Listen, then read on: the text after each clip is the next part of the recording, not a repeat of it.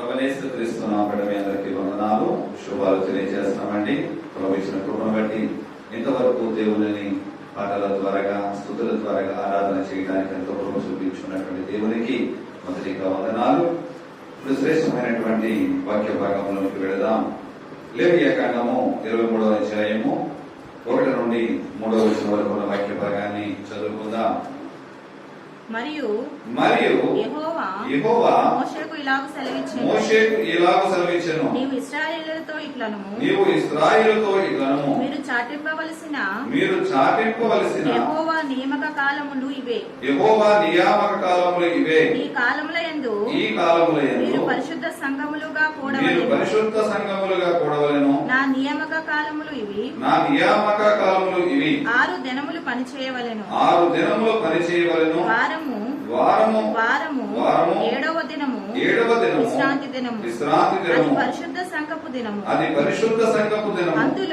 అందులో మీరు ఏ పని అయినను చేయకూడదు. మీ సమస్త నివాసముల యందు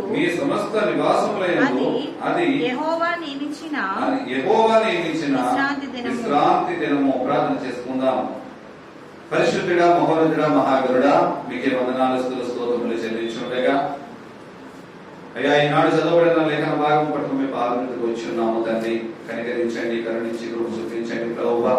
చదవబడిన మాటలలోంచి నాయన మాతో మీరు మాట్లాడండి నాయన. మనుషులు మాట్లాడగా కాకుండా అయ్యా, నిలబడి ఉన్నది నేను అప్పినప్పటికైనా నాలో మీ నుండి మాట్లాడుచున్నారని నమ్మి ప్రార్థిస్తున్నాము తండ్రి. చెప్పుచున్న నాకు వినిచున్న నిబిడలకు వినుబుద్ధి కలిగించులాగున తండ్రి.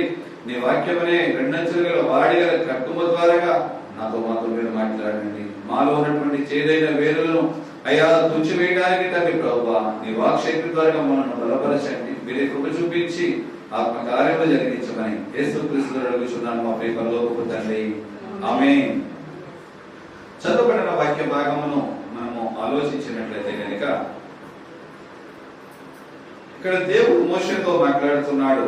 తన ప్రజలైనటువంటి వారు ఎటువంటి నియమ నిబంధనలను బట్టి నడుచుకోవాలో, ఏ విధముగా తన ప్రజలు జీవించాలో ఆయన మాట్లాడుతూ 6 దినములు మీరు కష్టపడండి, 7వ దినమున మీరు ఏం చేయాలి? విశ్రాంతి తీసుకోనండి. అది దేవుడు బతిమాలుతున్నట్లుగానో లేకపోతే ఒక సూచనగానో ఒక రిక్వెస్ట్ గానో మాట్లాడట్లేదు. ఇది నా ఆజ్ఞ, దేవుడు ఆజ్ఞాపిస్తున్నాడు. నిర్మాకాండంలో 20వ అధ్యాయంలో మనం చూసినట్లయితే కనుక విశ్రాంతి దినమును ఆచరించమని దేవుడు ఆజ్ఞలలో ఒక ఆజ్ఞగా మనకు కనబడుతూ ఉంటది. అది దేవుడు ఇచ్చిన ఆజ్ఞ అతిక్రమించడానికి వీలు లేదండి. ఎందుకంటే మనం ఆజ్ఞ అతిక్రమమే పాపము. దేవుడి ఆజ్ఞను ఎప్పుడైతే అతిక్రమించామో, మనం ఎన్ని పుణ్యకార్యాలు చేసినప్పటికైనా దేవుడు ఆజ్ఞను అతిక్రమించినప్పుడు అది పాపమే. నువ్వు బలులు అర్పించినప్పటికైనా కానీ నువ్వు దేవుని ఆజ్ఞను అతిక్రమించినట్లయితే అది పాపంలోనికి వస్తుంది. కానీ 6 దినములు మీరు కష్టపడండి, 7వ దినమున మాత్రం మీరు విశ్రాంతి తీసుకునండి. 7వ దినమున విశ్రాంతి తీసుకోవాలి. ఏ విధమైనటువంటి విశ్రాంతి మనము తీసుకోవాలి? 6 దినములు మేము కష్టపడి పని చేస్తామండి, 7వ దినములు మాత్రం మేము ఏం చేస్తాం? హ్యాపీగా రెస్ట్ తీసుకుంటాం, శుభ్రంగా తిని పండుకుంటాం. ఆ రోజే మనకి ఎక్కడ లేని ఏం గుర్తుకొస్తాయి? ఒకరికి పేదరు గారు గుర్తుకొస్తారు, ఒకరికి యోనా గారు గుర్తుకొస్తారు, ఒకరికి ఎవరు గుర్తుకొస్తారు? ఏషావు, ఎటగాడు, ఎట మాంసం. యోనా గారు దేని గుర్తు? చేప కడుపులో కొట్టుకుని ఉన్నాడు కదా, చేపలు తెచ్చుకుంటూ ఉంటాం. పేతురు గారు కోడి కుయ్యక ముందే 3 సార్లు నువ్వు నన్ను పొంగుతావని దేవుడు మాట్లాడతాడు కదా. వీటికే మనం ప్రాధాన్యత ఇస్తూ ఉంటాం. కానీ విశ్రాంతి దినం ఉన్నప్పుడు వాస్తవంగా మనం చెప్పుకోవాలంటే సమస్తములు కూడా విశ్రాంతే. 6 దినములు నీ శరీరానికి పని చెప్పావు, అలాగే ఆహారంతో నీ జీర్ణ వ్యవస్థకు కూడా పని చెప్పావు. వారములకు ఒక రోజు విశ్రాంతి దినం అంటే నీ దేహములకు కూడా విశ్రాంతి ఇస్తే, అంటే నువ్వు తినే ఆహారం కూడా విశ్రాంతి ఇస్తే సంపూర్ణమైన ఆరోగ్యవంతులుగా మనం ఉంటాం. ఎందుకంటే మనలో ఉన్నటువంటి చెడు కొలెస్ట్రాల్ కొన్ని పోతూ ఉంటాయి. కానీ మనం అలా చెయ్యం. దేవుడు విశ్రాంతి దినం అన్నాడు కనుక ఆ విశ్రాంతి దినం రోజునే అన్ని పనులు కూడా మనము పెట్టుకుంటూ ఉంటాం. విశ్రాంతి దినం రోజునే కొంతమంది అయితే ఆ వారమంతలో ఉన్నటువంటి బట్టల శాఖలు ఎప్పుడు పెడతారంటే విశ్రాంతి దినం రోజునే పెడుతూ ఉంటారు. ఒక పక్కన చర్చిలో ప్రారంభ ప్రార్థన ప్రారంభమవుతూ ఉంటది, అప్పుడు పొయ్యి మీద కూర వేస్తూ ఉంటారు. ఇదివరకటి కాలంలో అయితే కనుక వారు దేవుని మందిరములకు ఉపవాసముతో ఉండేవారు. కానీ ఇప్పుడు ఉన్న కాలాన్ని బట్టి, ప్రతికూలమైన పరిస్థితులు, అనారోగ్య సమస్యలను బట్టి పెద్దలను పెడుతున్న వారు ఇప్పుడు కూడా వచ్చేటప్పుడు ఉపవాసంతో కొందరు వస్తున్నారు. కొందరు షుగర్ బీపీల కారణం చేత టిఫిన్ చేసి వస్తున్నారు. వెళ్ళిన తర్వాత భోజనం చేయడానికి వారు సిద్ధపరచుకుని వస్తున్నారు. కానీ ఏది ఏమైనప్పటికైనా విశ్రాంతి దినంలో వంటశాలలో ఎక్కువ సమయము గడపకూడదు. వంటశాలలో ఎక్కువ సమయం గడపకూడదు. తగు మాత్ర సమయం మాత్రమే నువ్వు కేటాయించాలి. అయ్యో ఈ రోజు తప్పితే మాకు ఎప్పుడు దొరకదండి అంటే దొరుకుద్ది. మనం తినాలనుకుంటే ఎప్పుడైనా మనం తినవచ్చు. కానీ ఆదివారపు విశ్రాంతి దినము అది దేవునికి ఇవ్వవలసినటువంటి దినము. అంటే విశ్రాంతి దినం అసలు ఎప్పుడు? విశ్రాంతి దినం ఏది? కొందరు శనివారం అంటారు, కొందరు ఆదివారం అంటారు. ఏది విశ్రాంతి దినము? శనివారము విశ్రాంతి దినము.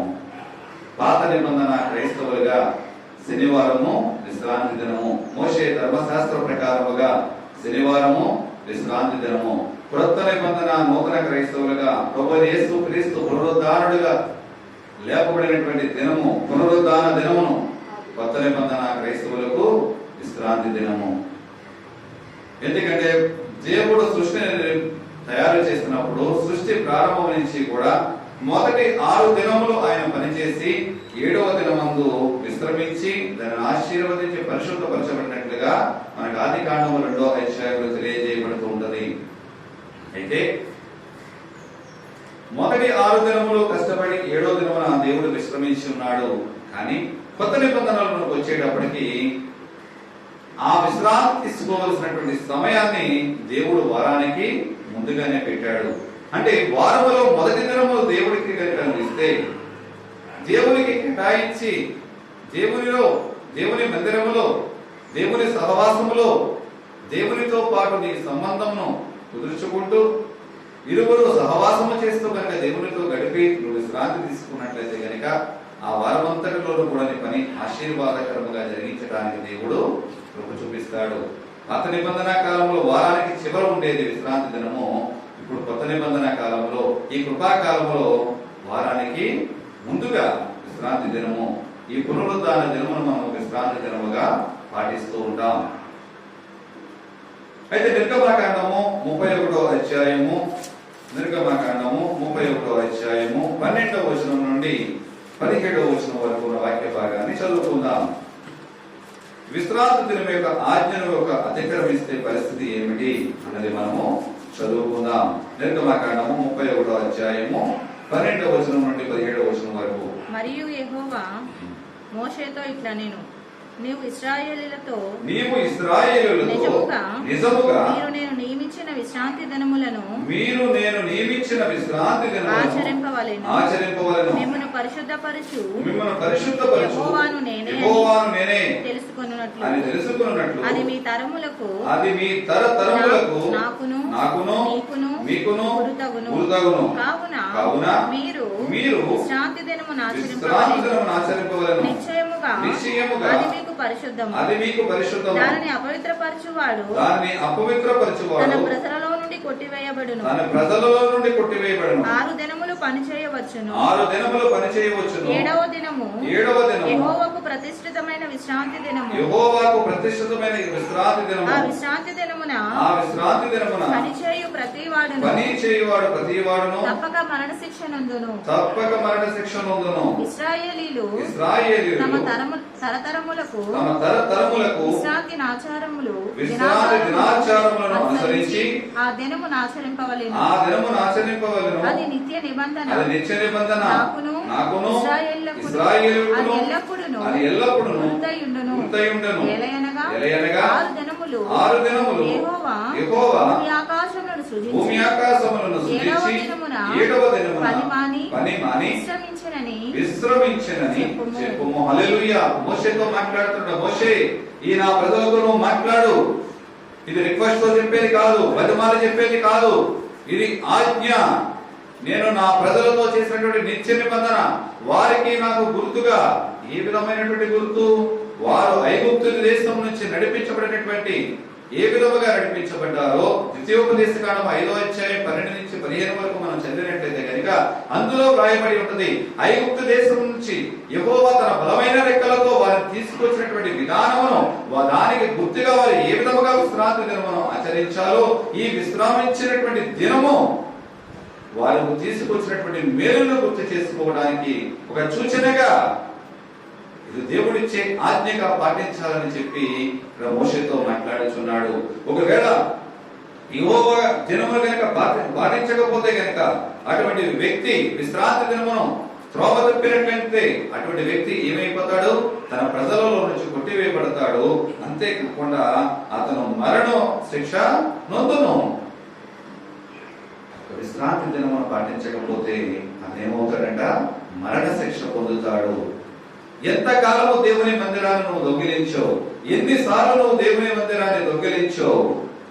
చుట్టాలు వచ్చారనో, పని ఉందనా, లేకపోతే సేవకుల మీద కోపగించా, తోటి సహవాసముతో కోపగించా, అనేక కారణముల చేత, ఆరోగ్యము బాగోలేదా, అనేక కారణముల చేత ఎన్నిసార్లు నువ్వు దేవుని మందిరాన్ని దొంగిలించావు? ఎన్నిసార్లు నువ్వు చచ్చిపోయి బ్రతికి ఉన్నావు? ఆలోచించగలుగుతున్నావా? అలనాడు మోషే ధర్మశాస్త్ర ప్రకారముగా విశ్రాంతి దినములు కనుక వారు దేవుని మందిరములో కనిపించకపోతే, దేవుని సహవాసముతో ఉంటూ విశ్రాంతి తీసుకోకపోతే కనుక వాడు మరణ శిక్ష ఉండాలని చెప్పి దేవుడు ఖండితముగా వారికి ఆజ్ఞాపించాడు. మనం మాట్లాడుకుంటూ పోతే స్కూల్కి వెళ్తున్నటువంటి పిల్లలు ఏం చేస్తూ ఉంటారు? పొద్దున్న వెళుతుంటారు, సాయంకాలం వస్తూ ఉంటారు. స్కూల్లో చదువుకుంటూ ఉంటారు. అలా అని చెప్పి ఇంటికి హోంవర్క్ ఇవ్వడం మానేస్తారా? మానేయండి. అలాగే ఆదివారం సెలవు వచ్చింది, సెలవు కూడా వాళ్ళకి హోంవర్క్ ఇవ్వడం మానేస్తారా? మానేవేయరు. ఎందుకంటే వాళ్ళు స్కూల్లో చదువుకున్నదంతా కూడా వాళ్ళు ఏం చేయాలి? రిపీట్ చేసుకుంటూ ఉండాలి. వాళ్ళు చదువుకుంటూ ఉండాలి. వారు మళ్ళీ మరొక్కసారి గుర్తు చేసుకుంటూ ఉండాలి. దేని కొరకు? వాళ్ళ స్కూల్లో చదువుకున్నది మర్చిపోకుండా ఉండటానికి, వాళ్ళ స్కూల్లో చదువుకున్నది జ్ఞాపకం ఉండటానికి, వారు ఉన్నతమైన స్థితిలోనికి ఉత్తీర్ణులు అవ్వడానికి వారి సెలవు దినాలలో కూడా టీచర్స్ ఏమిస్తారు? హోంవర్క్ ఇస్తూ ఉంటారు చదవమని. కానీ విశ్రాంతి దినములో దేవుని మందిరములో నివసించుచున్నటువంటి నీవు నేను ఏ విధముగా జీవించగలుగుతున్నాం? దేవుని మందిరంలోకి వచ్చుచున్నటువంటి మనము దేవుని కొరకు మిగిలిన 6 దినాలలో ఏ విధముగా పనిచేస్తున్నాం? స్కూల్ పిల్లలకేమో ఇచ్చినటువంటి వరకు విశ్రాంతి దినానికి, అంటే వారి సెలవు దినాలలో చదువుకోమని హోంవర్క్ ఇస్తున్నారు. 6 దినములు వారు చదువుతున్నారు. 7వ దినమున దానిని మళ్ళీ రిపీట్ చేసుకుంటున్నారు. కానీ విశ్రాంతి దినములో నువ్వు తీసుకుంటున్నటువంటి ఆత్మీయ ఆహారము, నువ్వు సంఘములో దేవుని మందిరములో వింటున్నటువంటి వాక్యమును మిగిలిన 6 దినములు ఎక్కడ ప్రకటిస్తున్నావు? ఏ విధముగా నువ్వు ధ్యానించగలుగుతున్నావు? ఏ విధముగా నీ ఆత్మీయ స్థితిని వృద్ధిపరచగలుగుతున్నావు? నీ ఆత్మీయ స్థితిలో నువ్వు కూర్చున్న చోట, నువ్వు పని చేయించున్న చోట, నువ్వు నడుచుచున్న చోట, నువ్వు ప్రయాణములను నువ్వు ఎక్కడ ఉన్నప్పటికైనా సరే ఇటువంటి వార్త ద్వారాగా నువ్వు విన్నటువంటి ఆత్మీయ ఆహారమును ఏ విధముగా ఇతరులకు పంచగలుగుతున్నావు? ఆలోచించగలుగుతున్నామా? జీవుని యొక్క విశ్రాంతి దినములో ఏ విధముగా గడుపుతున్నాం? నా మందిరమునకు వచ్చేటప్పుడు ఏం చేసుకోమన్నాడు? నీ ప్రవర్తన సరి చూసుకోమంటున్నాడు దేవుడు. ఎప్పుడు సరి చూసుకోవాలి? ఆదివారం సరి చూసుకొని, ఆదివారం తప్పులో ఒప్పుకొని, ఆదివారం దేవుని బలలో పాల్పొంది మళ్ళీ వెళ్ళేటప్పుడు ఆ సరి చూసుకున్నది ఎక్కడ పెడతాం? మళ్ళీ మందిరం దగ్గర పెడతాం. ఎందుకంటే సత్యముడిగా సరి చేస్తారా, ఇది అర్థమైపోయింది, ఇక్కడే పెడతాం కదా మనం అని. ఎక్కడ పెడతామండి? దేవుని మందిరములోనే. మళ్ళీ వచ్చే సమయానికి సరి చూసుకునే ఆత్మ మళ్ళీ మనకి ఎక్కడ ఉండాలి? దేవుని మందిరంలోనే ఉండాలి. మళ్ళీ మోసుకు రావడానికి మళ్ళీ బద్ధకం మనకి. మిగిలిన 6 దినములు కూడా మన ప్రవర్తన ఏ విధంగా ఉంటుంది అంటే, నా మందిరానికి వచ్చేటప్పుడు నీ ప్రవర్తన సరి చేసుకోమంటే మందిరంలో ఉండగా మాత్రమే సరి చేసుకోమనా? మిగతా 6 దినములు విచ్చలవిడిగా దేవుడు తిరగమని ఆజ్ఞాపించలేదండి. అలా అనుకుంటే నీ దేహమే నా దేవాలయం అనుకున్నాడు దేవుడు. ఏంటి? నీ దేహమే నా దేవాలయము. నీ దేహం దేవాలయం లాంటి నీ దేహములో నేను ఉంటుండగా నీ ప్రవర్తన సరి చేసుకోలేనప్పుడు నీతో నేను సహవాసము ఏ విధముగా చేయగలుగును? నీతో సాంగత్యము నేను ఏ విధముగా చేయగలుగును? నీలోనికి రావడానికి ఎక్కడ అవకాశము నాకు ఇస్తున్నావు? ఎందుకంటే ప్రవర్తన సరి చేసుకోలేనటువంటి నీలోనికి రావడానికి మార్గము సుగమము చేయలేదు. నువ్వు ప్రక్షాళన జరిగించలేదు. ఎందుకంటే నేను ఎక్కడ ఉంటున్నాను? నీ తలుపు దగ్గర, నీ హృదయం అనే తలుపు దగ్గర ఉండి నేను తలుపు తట్టుచున్నాను. నీ ప్రవర్తన సరి చేసుకోలేని కారణం చేత దేవుని మందిరములో ఉన్నప్పుడు నాకు ఇంపైన బిడ్డగా నువ్వు కనిపిస్తున్నావు. విశ్రాంతి దినములో దేవుని మందిరంలో ఉన్నంతసేపు దేవునికి ఇష్టరాలుగా మనం కనిపిస్తున్నాం. కానీ దేవుని మందిరంలో నుంచి బయట అడుగు పెట్టిన తర్వాత నీ ప్రవర్తన ఏ విధముగా ఉన్నది? దేవుని మందిరం నుంచి బయట అడుగు పెట్టిన తర్వాత నీ క్రియలు నడవడికలు ఏ విధముగా ఉన్నాయి? ఏనాడైనా ఆలోచించగలుగుతున్నామా?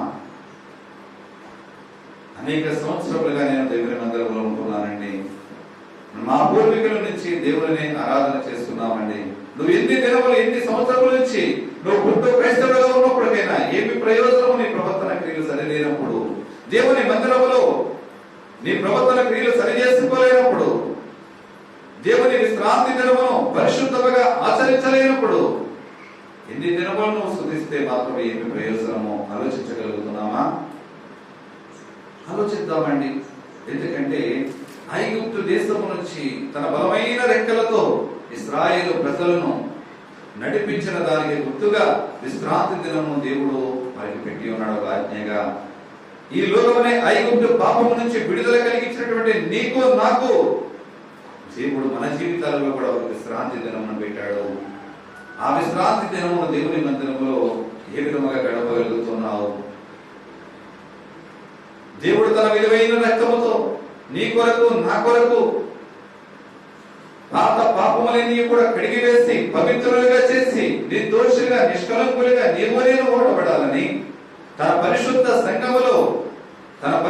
సంఘమైనటువంటి ద్రాక్ష తోటలో నువ్వు ఫలభరితముగా జీవించాలని ఐగుప్తు అనేటువంటి లోకములో ఉన్నటువంటి నిన్ను అక్కడ పెరికి వేసి ఇక్కడ నాటినటువంటి దేవునికి ఏ విధమైనటువంటి మహిమకరముగా నువ్వు ఆయన విశ్రాంతి దినాన్ని పాటిస్తున్నావు. రెస్ట్ ఎక్కడ తీసుకుంటున్నావు? నీవు దేవుని మందిరంలో ఉన్నంతసేపే దేవా దేవా దేవా అని ఆరాధిస్తూ ఉంటావు, ప్రభువా ప్రభువా అని ఆరాధిస్తూ ఉంటావు. కానీ దేవుని మందిరం అయిపోయిన తర్వాత నీ మాటలో, నీ చూపులో, నీ నడవడికలో, నీ క్రియలో, ఆలోచన, తలంపులు ఎవరికి దగ్గర ఉంటున్నాయి? దేవునికి దగ్గరగా ఉంటున్నాయా? లోకానికి దగ్గరగా ఉంటున్నాయా? ఎవరికి దగ్గరగా నువ్వు జీవించగలుగుతున్నావు? ఆలోచించగలుగుతున్నావా? ఖండితమైన ఆజ్ఞగా దేవుడు మాట్లాడుతున్నాడు. నా విశ్రాంతి దినమున మీరు తప్పక ఆచరించవలెను. ఎందుకంటే మొదటి 7 దినములను నేను కష్టించి ఈ సృష్టిని నిర్మించి 7వ దినమున విశ్రమించి అది మంచిదిగా ఎంచి దాన్ని పరిశుద్ధపరిచి ఆశీర్వదించాడండి. విశ్రాంతి దినమున దేవుడు ఏం చేశాడు? ఆశీర్వదించాడు. ఆశీర్వదింపబడుతున్న జనముగా ఉన్నటువంటి ఇశ్రాయేలు జనాంగముగా పిలువబడుతున్నటువంటి నీవు నేను, ఒక క్రైస్తవ బిడ్డలుగా పిలువబడుతున్నటువంటి నీవు నేను, లోకానికి ఆశీర్వాదకరంగా ఉండవలసినటువంటి నీవు నేను ఆశీర్వాదకరముగా ఉంటున్నామా? శాపకరముగా ఉంటున్నామా? ఉపయోగకరముగా ఉంటున్నామా? ఉపయోగం లేని వారిగా ఉంటున్నామా? ప్రయోజనకరంగా ఉంటున్నామా? ప్రయోజనము లేని వారిగా ఉంటున్నామా? ఏ విధముగా దేవుని యొక్క విశ్రాంతి దినమును మనం గడుపుతున్నాం? ఆ విశ్రాంతి దినమును పరిశుద్ధముగా పాటించకపోతే కనుక నా జనులలో నుంచి నీవు కొట్టివేయబడతావు. నా జనులలో నుంచి నీవు మరణ శిక్ష పొందుతావు. ఎంత కఠినమైన శిక్ష అండి! ఇట్ ఇది దేవుని మందిరంలో కాకపోతే చంపివేస్తారా? మోషే ధర్మశాస్త్రంలో అయితే చంపివేయటమే, దేవుని మందిరానికి రాకపోతే చంపివేయటమే. ఈనాడు నూతన నిబంధన క్రైస్తవులుగా ఉన్నటువంటి నీవు నేను దేవుని మందిరానికి రాకుండా నీ బదులుగా నా బదులుగా కలువరి శిలువలో వేలాడినటువంటి ప్రభువును మన అపవిత్ర క్రియల ద్వారా దినదినము మన మాటలు సూలాల వలె ప్రభువును కూర్చుతూనే ఉన్నాం. ఇంకా శిలువలో ఆనాడు యూదులు తెలియక ప్రభువుని సిలువ వేసి ఉన్నారు. ఈనాడు తెలిసి పాపములు చేస్తూ తెలిసి మరి ఒక్కసారి ప్రభువుని లోకములో సిలువ వేస్తూ ఉన్నాం. నడివీధులలో సిలువ వేస్తున్నాం, నలుగురు కూర్చున్న చోట సిలువ వేస్తున్నాం, కుటుంబములలో కూర్చున్న చోట సిలువ వేస్తున్నాం. ఎక్కడ చూసినప్పటికైనా మన క్రియలను బట్టి ఈనాడు సిలువలో వేలాడుతున్నటువంటి క్రీస్తును మరొకసారి సిలువ వేస్తున్నాం. ఎక్కడ పరిశుద్ధముగా నువ్వు విశ్రాంతి దినమును పాటిస్తున్నావు? ఎక్కడ పరిశుద్ధ సంఘముగా సహవాసముగా ఉన్నటువంటి దేవుని దేహమని నీ దేహమని ఆలయములో దేవుని రావడానికి ఆటంకముగా ఉన్నటువంటి నీ కళంకమును చేదైన వేరులను ఎక్కడ తుడిచివేస్తున్నావు? ఆలోచించగలుగుతున్నావా? పరిశీలన చేసుకుందామండి. ఆయన మందిరానికి వచ్చినటువంటి మనము దేవునితో ఎటువంటి సాంగత్యము కలిగి జీవించాలి. దేవుడు ఆశీర్వదించి ఈ దినమును పరిశుద్ధపరిచాడు. అటువంటి పరిశుద్ధపరిచినటువంటి దినమును మనం పరిశుద్ధముగా ఆచరించకుండా కళంకములతో, కుళ్ళుతో, స్వార్థముతో, అసూయతో, అపవిత్రతతో ఇటువంటి చేదైన వేరులు మనలో పెట్టుకుని బతుకుతూ ఉంటే దేవుడు ఒకవేళ ఆనాడు ధర్మశాస్త్ర ప్రకారముగా మరణశిక్ష విధించాడు. కానీ నిన్ను బట్టి నన్ను బట్టి చనిపోయి తిరిగి లేచినటువంటి ప్రభువు నీ కొరకు నా కొరకు దుఃఖిస్తూ ఉన్నాడు. నీ కొరకు నా కొరకు విలపిస్తూ ఉన్నాడండి. ఆయన కన్నీరు కారుస్తూ ఉన్నాడు. మన తండ్రి కన్నీరు కార్చడము బిడ్డలుగా మనకు శ్రేయస్కరము కాదు. మన పరమ తండ్రి దుఃఖించడము ఆయన రక్తం ఇచ్చి కొన్న బిడ్డలుగా మనకి శ్రేయస్కరము కాదండి. మనం తండ్రిని ఆనందింపచేస్తున్నప్పుడు, తండ్రిని ఉత్తేజింపచేస్తున్నప్పుడు, తండ్రిని పొగిడినప్పుడు ఆయన సంతోషంలో మనకి కూడా భాగస్వాములుగా, ఆయన బాధలో నేను భాగస్వాములే కమ్మలేదు. కానీ నా సంతోషంలో మీరు కూడా 10 భాగస్తులు కమ్మని ఆహ్వానిస్తున్నాడు. ప్రయాసపడి భారం మోసిన సమస్త జనులారా నా యొద్దకు రండి, నేను మీకు విశ్రాంతి కలగజేస్తానంటున్నాడు. ఆ విశ్రాంతి నువ్వు ఎక్కడ పొందుతున్నావు? ఆ విశ్రాంతి దినమును నువ్వు ఏ విధముగా ఆచరించగలుగుతున్నావు? ఆ విశ్రాంతి దినములో ఏ విధముగా దేవునితో సంగత్యం చేస్తున్నావు? విశ్రాంతి దినము దొంగిలించినటువంటి ఈ పరిస్థితి ఏమిటి? ఒకవేళ ఈ క్షణమందే దేవుని రాకడ వస్తే విశ్రాంతి దినమును దొంగిలించినటువంటి నీ పరిస్థితి ఏమవుతుందో ఆలోచించగలుగుతున్నావా? ఎత్తబడే స్థితిలో ఉంటున్నావా? విడవబడిన స్థితిలో ఉంటున్నావా? ఏ విధముగా దేవుని మందిరంలో జీవిస్తున్నావు? ఆలోచించగలుగుదామండి. కొత్త నిబంధన క్రైస్తవులుగా కొరింథీయులకు రాసినటువంటి 2వ పత్రిక 5వ అధ్యాయము 17వ వచనాన్ని చదువుకుందాం. కొరింథీయులకు రాసినటువంటి 2వ పత్రిక కాగా ఎవడైనను క్రీస్తునందు ఉన్న యెడల వాడు నూతన సృష్టి. హల్లెలూయా. ఎవరైనను క్రీస్తునందు ఉన్న యెడల వాడు నూతన సృష్టి. ఇగో పాతవి గతించిపోయేను, సమస్తమును కృతమయ్యెను. క్రీస్తునందు నువ్వు ఉంటే గనుక నువ్వు నూతన సృష్టి. నువ్వు పాత జీవితము నీలో చంపబడి ఉన్నది. తన శిలువ మరణము ద్వారా విడుదల కలిగించినటువంటి దేవుడు పాత జీవితము నీలోంచి తీసివేసి నువ్వు క్రీస్తులో కలగబడిన కారణము చేత నిన్ను నూతన సృష్టిగా దేవుడు నియమించుకున్నాడు. అంటే పాత నిబంధన క్రైస్తవులలో ఇశ్రాయేలుగా పిలువబడుతున్నటువంటి తన సొత్తైన ప్రజలుగా ఉన్నటువంటి వారు శనివారం విశ్రాంతి దినముగా పాటించకపోతే వారికి మరణ శిక్ష. కానీ నూతన సృష్టిగా నిర్మించబడినటువంటి నీవు దేవునిలో సమస్తమును తీసివేయబడి నీ జీవితము, నీ నడవడిక, క్రియలు నూతనపరిచినటువంటి దేవుని ముందు నీ క్రియలు ఏ విధముగా బయలుపరుస్తున్నావు? ఏ విధముగా నీ నడవడికలు ఉన్నాయి? ఆలోచించగలుగుదామండి. మత్తయి సువార్త హెబ్రీ పత్రిక 4వ అధ్యాయము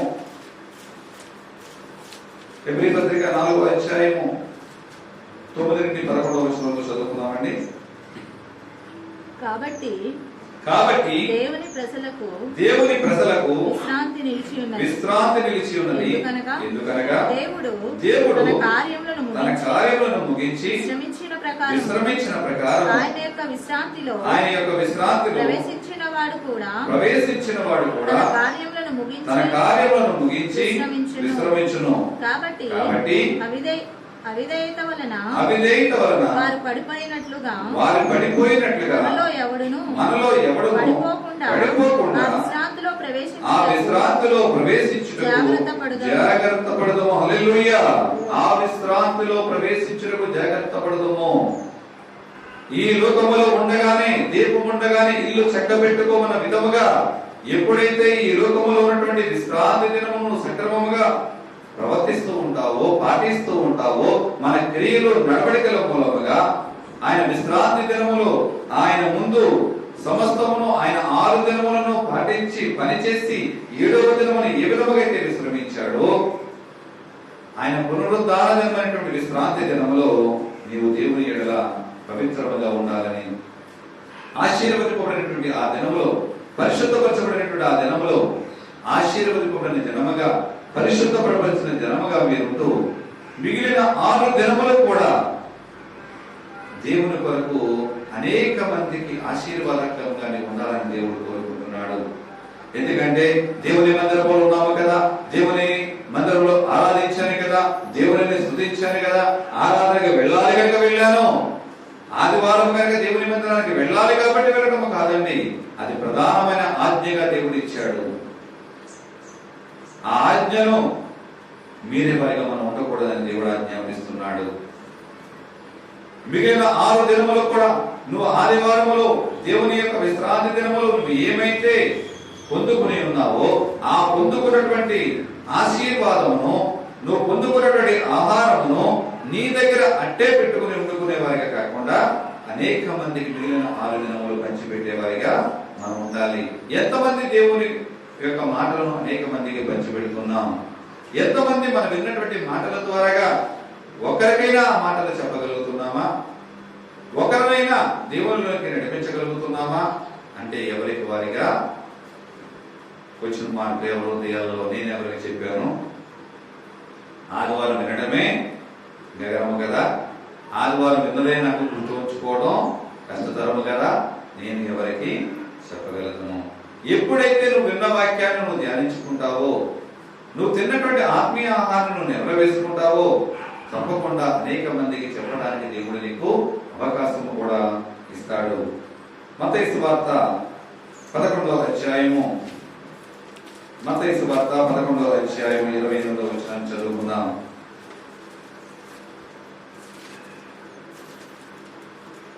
ప్రయాసపడి భారం మోసుకొనుచున్న సమస్త జనులారా,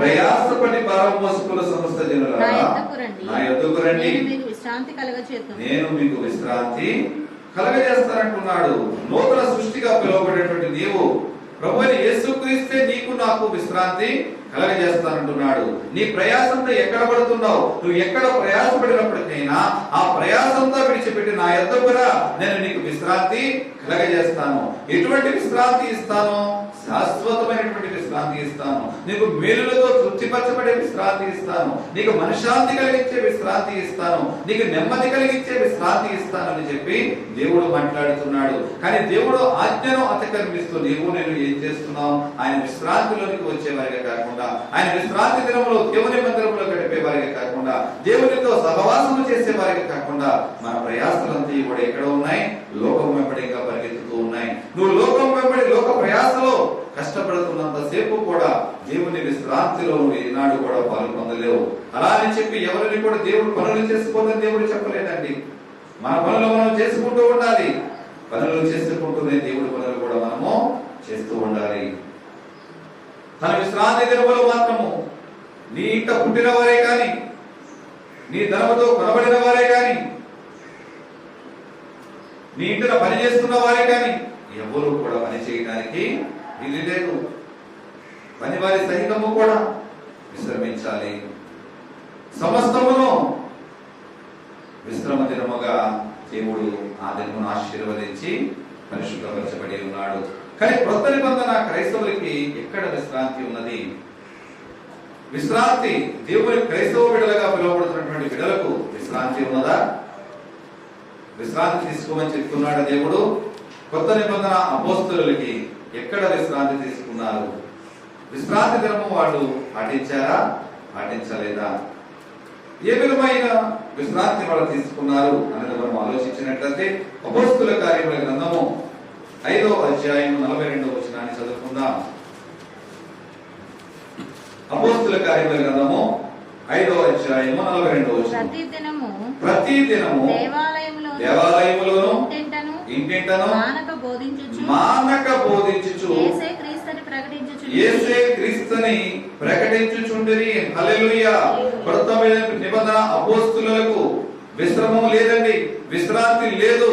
వాళ్ళు పెరగక దేవుని కొరకు ప్రయాసపడుతూనే ఉన్నారు, దేవుని కొరకు పోరాటములు చేస్తూనే ఉన్నారు, దేవుని యొక్క సువర్తమానమును అనేక మందికి ప్రకటిస్తూనే ఉన్నారు. ప్రతి దినము కూడా దేవాలయములోను ఇంటింట, దేవాలయములోను ఇంటింట. దేవాలయంలో ప్రార్థన ఉన్నదని ఇంటి దగ్గర మానేయట్లేదు, ఇంటి దగ్గర ప్రార్థన ఉన్నాయి కదా దేవాలయంలో మానేయట్లేదు. దేవాలయంలో ప్రార్థిస్తున్నారు, ఇంటింటా ప్రార్థన మానక బోధించుచు. మానివేయట్లేదండి, ఒక చోట ఉన్నది కదా రెండో చోట మానివేయట్లేదు. అయ్యో ఈ రోజు నాకు పని ఉందండి, నేను ఈ రోజు గుడిలో దేవుని మందిరంలో ఆరాధన చేశాను కనుక వేరే ఒక చోట నేను ఆరాధన చేయలేకపోతున్నాను, ఈ రోజు నేను పాలు పొందలేకపోతున్నాను అని మనం అనవచ్చు.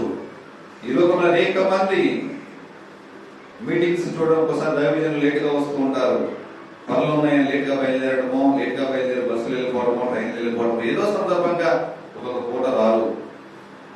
ఆ రోజు ఎవరో ఒకరు పెట్టి నడిపిస్తూ ఉంటారు. కానీ ఆనాడు అపోస్తలులు మానక బోధించుతున్నారు. ఇటు మందిరంలో దేవుని మందిరంలో బోధిస్తూ ఉన్నారు, అటు ఇంటింటా కూడా వారు బోధిస్తూ ఉన్నారు. యేసే క్రీస్తుని, ఆయనే రక్షకుడని, ఆయనే మెస్సయ్యని, రక్షించే సమర్థుడు గల దేవుడు ఆయనే అని, మార్గము గల యేసు ఆయనేనని, నీకు శాశ్వత కాలము విశ్రాంతి ఇచ్చే దేవుడని వారు మానక ప్రకటిస్తూనే ఉన్నారు. నీ కొరకు నా కొరకు ప్రాణం పెట్టిన వారి లోకంలో ఎవరున్నారు?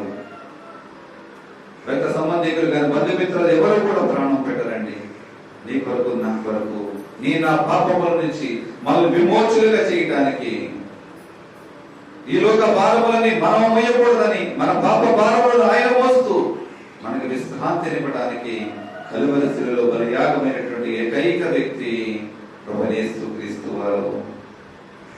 ఆ రక్తము ద్వారాగా, తన విలువైన రక్తము ద్వారాగా, తన చివరి రక్తపు బొట్టు వరకు ఆయన కార్చి నిన్ను నన్ను కొన్నాడు. దేని కొరకు అంటే గనక నీకు విశ్రాంతిని ఇవ్వాలని, ఆ విశ్రాంతి దినములో ఆయనను జ్ఞాపకము చేసుకోవాలని, నీ ఎడల ఆయన చూపించినటువంటి ప్రేమ, నీ ఎడల ఆయన చూపించినటువంటి కృప, నీ కొరకు ఆయన పొందినటువంటి గాయములు నువ్వు జ్ఞాపకము చేసుకోవాలని, దానికి గుర్తుగా నీ కొరకు ఆయన బలియాగమైపోయాడు. నిన్ను బ్రతికించడానికి ఆయన చనిపోయి ఉన్నాడు. నువ్వు ఆశీర్వాదానికి కారకులు అవ్వాలని, అనేక మందిని చీకటి బ్రతుకులు ఉన్న వారికి వెలుగునివ్వాలని, అనేక నశించిపోతున్న ఆత్మలు మార్గముగా తిరుగుతున్న వారికి నువ్వు మార్గముగా ఉండాలని, తన సన్నిధానంలో వచ్చిన వెలుగును నీలో ప్రకాశింప చేయాలని దేవుడు ఉద్దేశం కలిగి ఉన్నాడు. కానీ ఆ ఉద్దేశములను నీవు ఎక్కడ చేస్తున్నావు? ఆ ఉద్దేశములను నువ్వు నెరవేర్చే వారిగా, నెరవేర్చేదానిగా ఉంటున్నావా? లేదంటే ఆజ్ఞను అతిక్రమించి దేవుని మందిరాన్ని దొంగిలిస్తూ తన విశ్రాంతి దినములో గడపవలసిన సమయమును నీ లోకేచ్ఛలను బట్టి లోకములో గడుపుతూ ప్రభువుని మరొక్కసారి ఒకవేళ సెలవు వేస్తున్నాయేమో.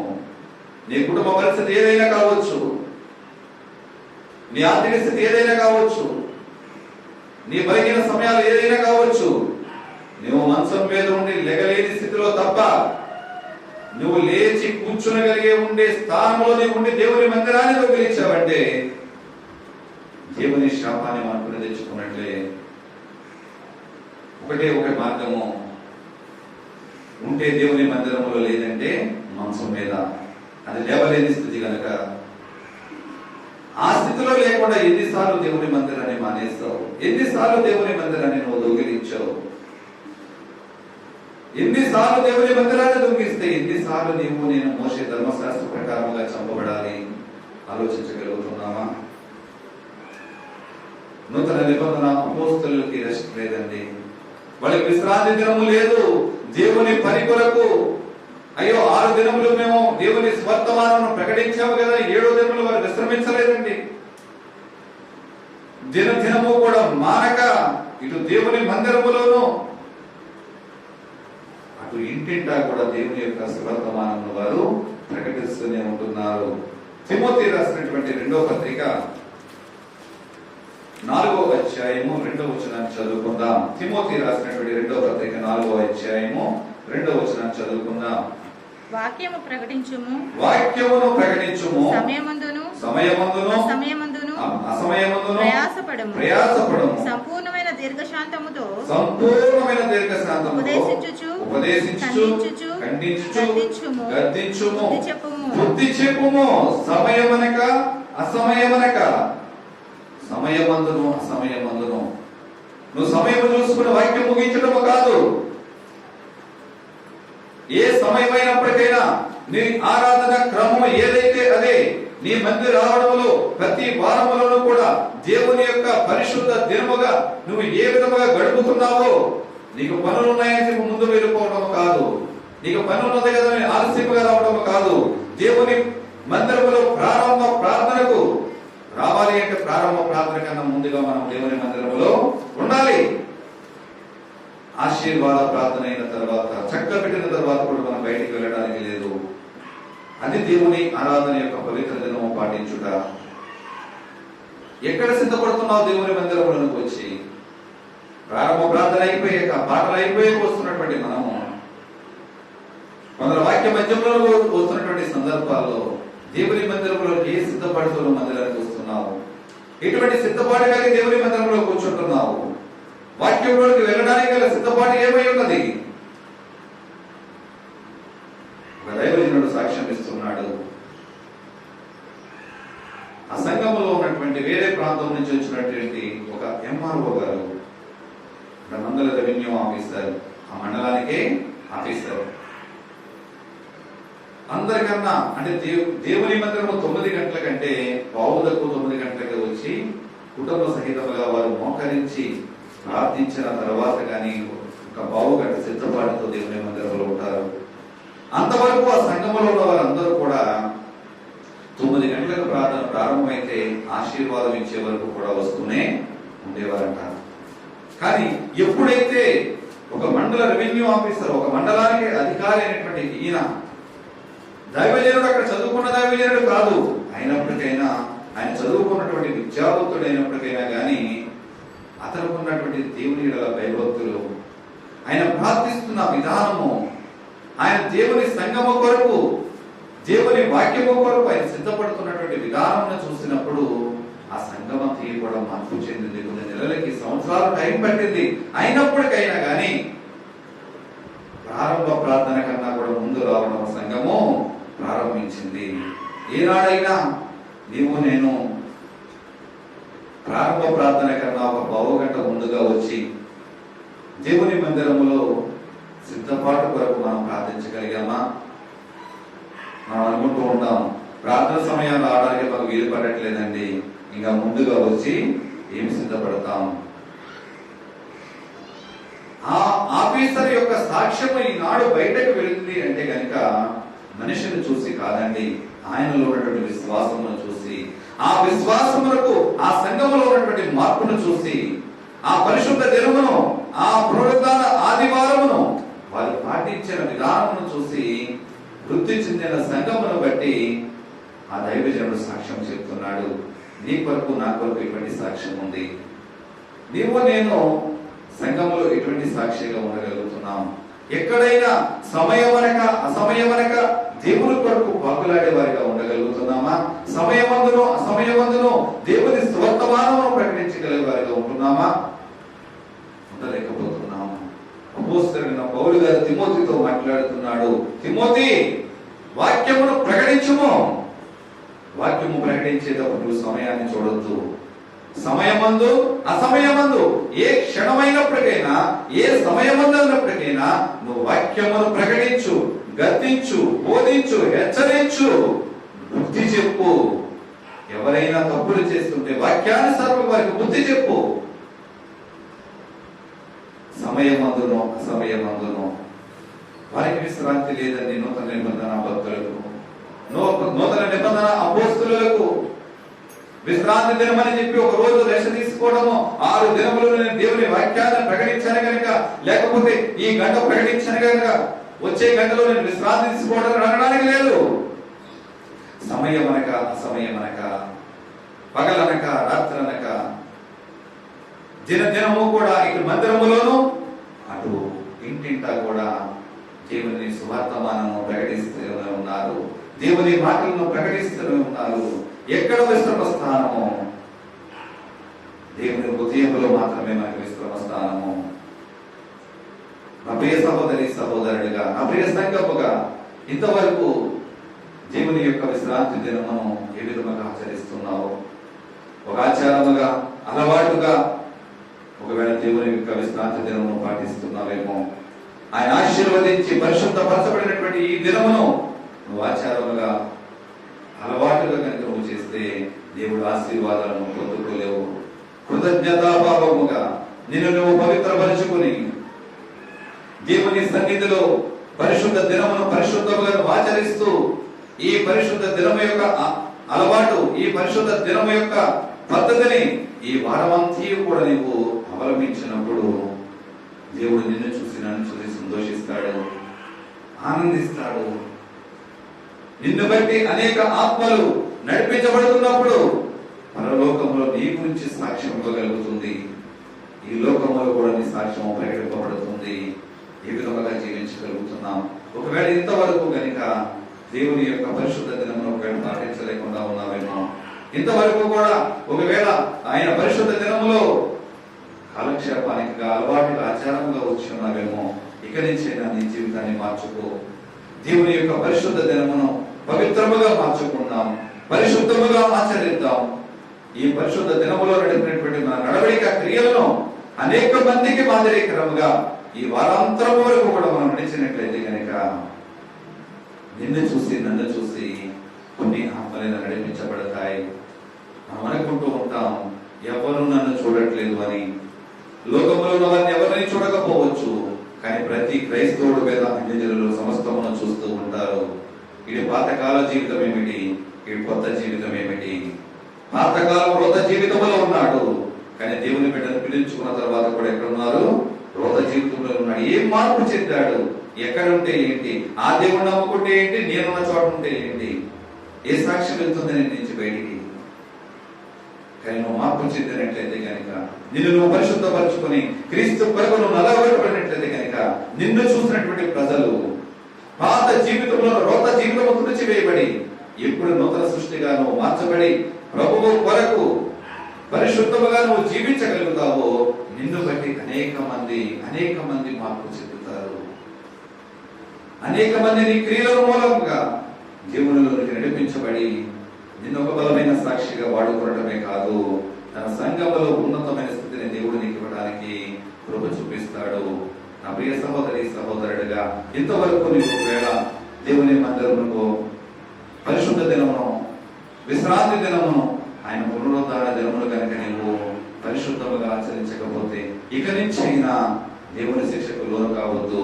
పరిశుద్ధ దినమును పరిశుద్ధముగా ఆచరిద్దాం, అనేక మందికి మాదిరికరముగా తీరుద్దాం. దేవుడిచ్చే ఆశీర్వాదాలు పొందుకుంటూ అనేక అన్యజనుల మధ్యలో సాక్షులుగా నిలబడదాం. అటువంటి కృప పరిశుద్ధాత్మడైన దేవుడు మనందరికీ కలుగజేయునుగాక. ఆమేన్. ప్రార్థన చేసుకుందామండి. దేవాని స్తోత్రములు తండ్రి, పరిశుద్ధిగా మహోన్నతుడా నీకు వందనాలు స్తోత్రములు చెల్లించుండగా ఇంతవరకు మీరు నాతో మాతో మాట్లాడిన విధానానికి నీకే స్తోత్రములు తండ్రి. అవును దేవా, విశ్రాంతి దినమును పరిశుద్ధముగా ఆచరించాలని ఒక ఖండితమైన ఆజ్ఞను మాకు ఆజ్ఞాపించున్నావు. కానీ అవివేకమైన ఉద్దేశాలతో, అవివేకమైన ఆలోచనలతో అనేక సార్లుగా నీ మందిరాన్ని మేము దొంగిలించి ఉన్నాము తండ్రి. నీకు ఆయాసము కలిగించే పనులు చేసి ఉన్నాము అయ్యా. ఈ లోకంలో ఉన్న శాపములను మేము బరాయిస్తూ కూడా మనోపృడితనంతో మేము బ్రతుకుచున్నామే. కానీ అయ్యా, మా దొంగిలించిన కారణము చేత అయ్యా దుష్టుడికి మేము లోనైపోయి ఉన్నాం. మన ఆలోచన తలంపు మాలో లేదు ప్రభువా. మరి ఈనాడు తండ్రి వాక్యంతో మాతో మాట్లాడిన తండ్రి మా క్రియలు నడవడికలు సరి చేసుకుంటూ అయ్యా ఏనాడు కూడా నీ మందిరాన్ని దొంగిలించే వారిగా కాకుండా నీ విశ్రాంతి దినమును పరిశుద్ధముగా ఆచరిస్తూ నీ నామమే మాత్రమే అన్య జనాంగం మధ్యలో నీ సాక్షిగా నిలబడే ఆత్మ జ్ఞానమును నాకు మా అనుగ్రహించి కృప చూపించండి నాయన. అయ్యా వెతబడిన ఆత్మీయ ఆహారం బలవంతముగా ప్రతి జీవితంలో కూడా ఆశీర్వాదకుడిలాగా కృప చూపించి నామానికి వెన్ను తెచ్చుకోమని యేసుక్రీస్తు అడుగుచున్నాను మా ప్రియపరలోకపు తండ్రి. ఆమేన్ ఆమేన్ ఆమేన్. అందరికీ వందనాలు.